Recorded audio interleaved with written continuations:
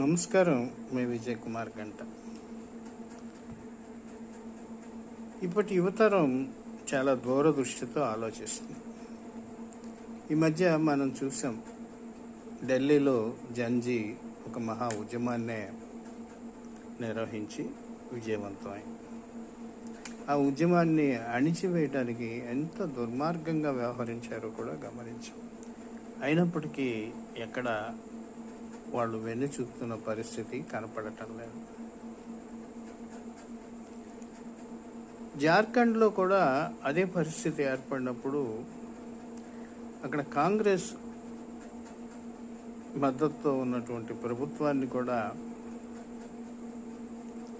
యువత సంఘటితంగా నిలదీసినప్పుడు విపక్ష నేత రాహుల్ గాంధీ వారికి మద్దతు ప్రకటించక తప్పలేదు.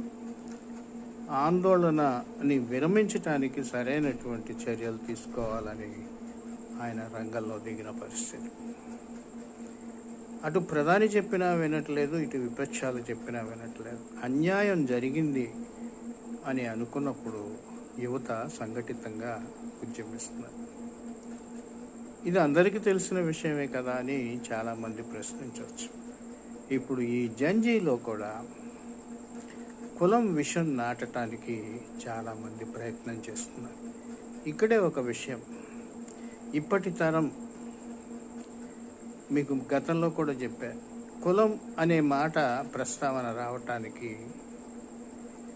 సహించటం లేదు. కేరళలో ప్రారంభమైన ఉద్యమం అక్కడ విద్యార్థినీలు ప్రధానంగా తమ స్కూల్స్లో కుల కాలాన్ని నింపటానికి ఇష్టపడలేదు, దానికి వ్యతిరేకంగా పోరాడారు.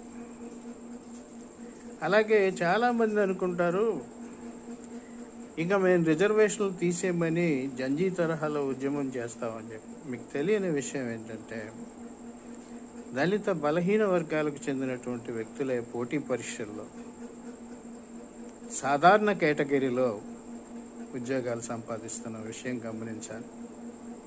ఎక్కువ శాతం మంది, అంటే అధ్యయనం అనేది ఒక కీలకమైంది ఎదుగుదలకని వారు గ్రహించారు. ఇటువంటి పరిస్థితులన్నీ గమనించిన తర్వాత కొంతమంది ఛాందస్సవాదులు, వీళ్ళకి మతం అనేది కూడా ముందు చేర్చకూడదు, పనికి మాలి చదువు సంధ్యాలేని సన్యాసులు ప్రతిదానికి కులమో మతమో ఆపాదిస్తూ చివరికి జాతీయ జెండాని దూషిస్తూ జాతీయ జెండా హిందుత్వానికి వ్యతిరేకం, దాన్ని తీసేయమన్నారు. జాతీయ జెండా ఒక హిందూ రూపొందించాడు,